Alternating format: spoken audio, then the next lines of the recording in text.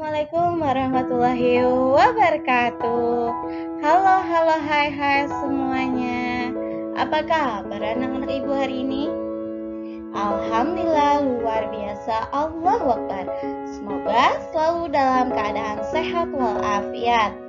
Senang sekali Ibu Aminah kembali menemani pembelajaran kalian agar lebih menyenangkan. Kali ini kita akan membahas tentang cara tumbuhan melindungi diri. Nah, anak-anak ibu silakan simak video pembelajaran berikut ini dan jangan lupa amati dan catat poin-poin penting yang ibu sampaikan dalam pembelajaran kali ini. Sebagai makhluk hidup, tumbuhan layaknya hewan juga memiliki kemampuan untuk mempertahankan diri terhadap bahaya yang mengancam. Nah, tentu saja pertahanan diri tumbuhan akan sangat berbeda dengan hewan, karena tumbuhan tidak bisa berlari ataupun berpindah tempat. Umumnya mereka hanya menggunakan bagian-bagian tubuhnya untuk melindungi diri dari musuh. Nah, berikut ini adalah beberapa macam cara tumbuhan untuk melindungi diri dari musuhnya. Yang pertama, melindungi diri dengan duri. Yang kedua, melindungi diri dengan getah. Melindungi diri dengan racun. Yang keempat, melindungi diri dengan bau. Yang kelima, melindungi diri dengan bentuk daun. Yang keenam, melindungi diri dengan cangkang keras. 7, melindungi diri dengan bulu halus. Dan yang terakhir, melindungi diri dengan cara mengatur. Yang kita bahas pertama di sini adalah tumbuhan yang melindungi diri dengan duri. Nah, beberapa tumbuhan melakukan perlindungan diri dengan menggunakan duri yang ada pada tubuhnya, baik batang, daun, bahkan buahnya. Perlindungan diri ini cukup efektif untuk mencegah dirinya dimangsa oleh hewan pemakan tumbuhan. Dengan adanya duri, hewan yang tadinya hendak memakan bagian-bagian tumbuhan tersebut akan terganggu karena tertusuk oleh duri yang tajam. Contohnya seperti bunga mawar, kaktus, dan buah durian. Cara tumbuhan melindungi diri selanjutnya adalah dengan mengeluarkan getah. Getah lengket pada batang, daun, maupun buahnya.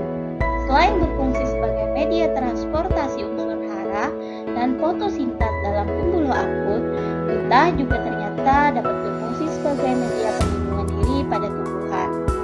Dengan getah lengket ini, apabila dimakan oleh makhluk hidup lainnya, mungkin akan terasa sangat pahit.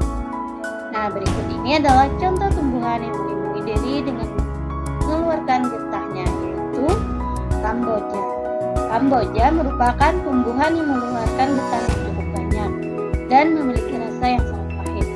Meskipun kalian tidak ingin memakannya, namun jika bagian bunga ini tidak sengaja tersentuh, maka rasa getah yang pahit akan membekas dan bisa jadi kalian akan merasakannya. Yang kedua yaitu pohon sawo. Pada pohon sawo, jika kita sayat akan mengeluarkan getah yang sangat lengket, dan apabila ada hewan yang hinggap, maka mungkin saja bisa melekat pada pohon sawo tersebut. Yang ketiga yaitu cempedak maupun buah nangka. Nah, apabila kita membuka maupun mengupas buah nangka, maka akan keluar getah-getah yang menempel pada tangan kita. Selanjutnya yaitu tumbuhan yang melindungi diri dengan racun. Biasanya tumbuhan yang menggunakan cara ini untuk melindungi diri akan mengeluarkan cairan yang membuat musuhnya menjauh bahkan hingga mati karena racunnya. Contoh tumbuhan yang melindungi diri dengan racun antara lain kecubung dan pohon jarak. Kecubung mengandung racun yang bernama risin. Sebenarnya kecubung merupakan obat tradisional, namun jika tidak diolah secara tepat, maka akan menjadi racun yang berbahaya yang bisa berakibat fatal sampai dengan kematian. Yang kedua yaitu pohon jarak. Nah, pohon ini terkenal dengan kandungan racun yang begitu berbahaya, terutama pada bijinya.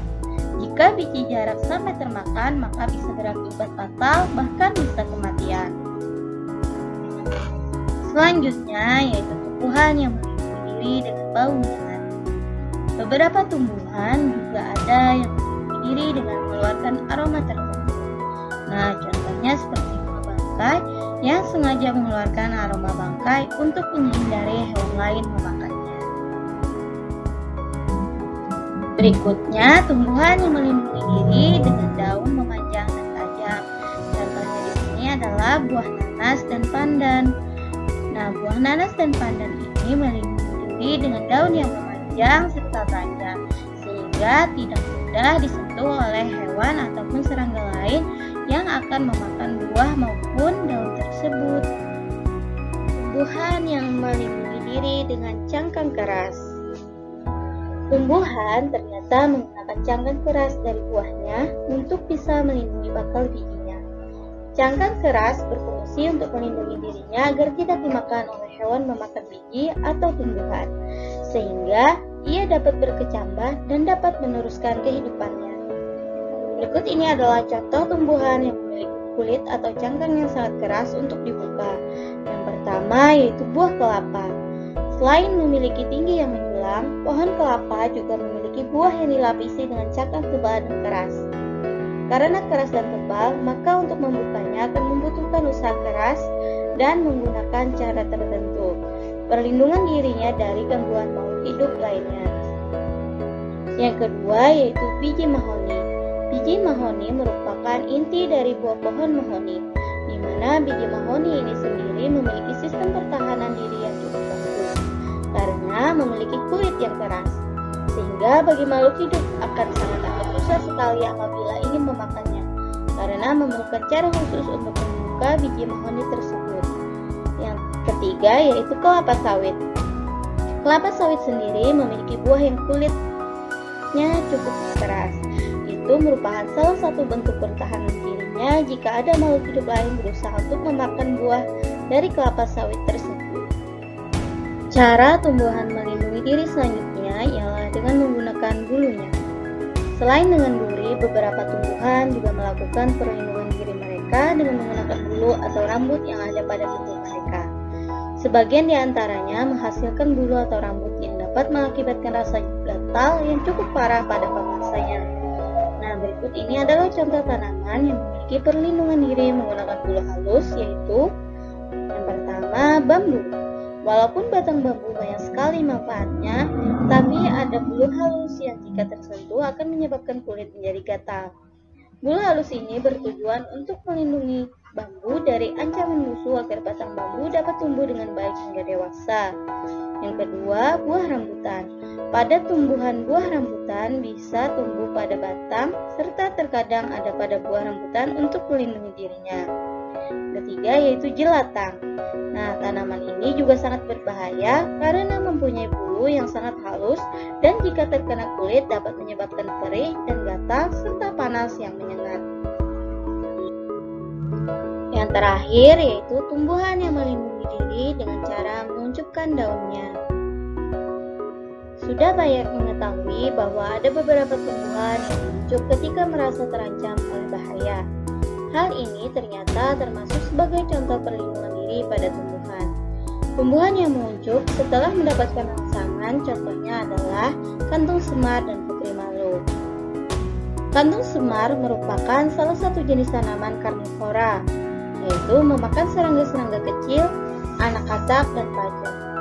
Tinggi tanaman ini bisa mencapai 15-20 meter dengan memanjat tanaman lain yang mempunyai daun dengan ujung terdapat sulur yang termodifikasi berbentuk kantung sebagai alat perangkap mangsa. Yang kedua yaitu putri malu. Putri malu mempunyai tangkai yang berwarna merah dan duri pada batangnya. Tanaman ini melindungi diri dengan mengatur daun ketika disentuh.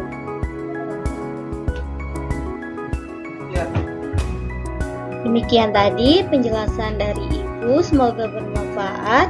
Jangan lupa catat poin-poin penting yang Ibu sampaikan dalam video pembelajaran agar kalian mampu memahami dan mudah mengingat kembali pembelajaran yang telah disampaikan. Salah hilap mohon maaf. Wassalamualaikum warahmatullahi wabarakatuh.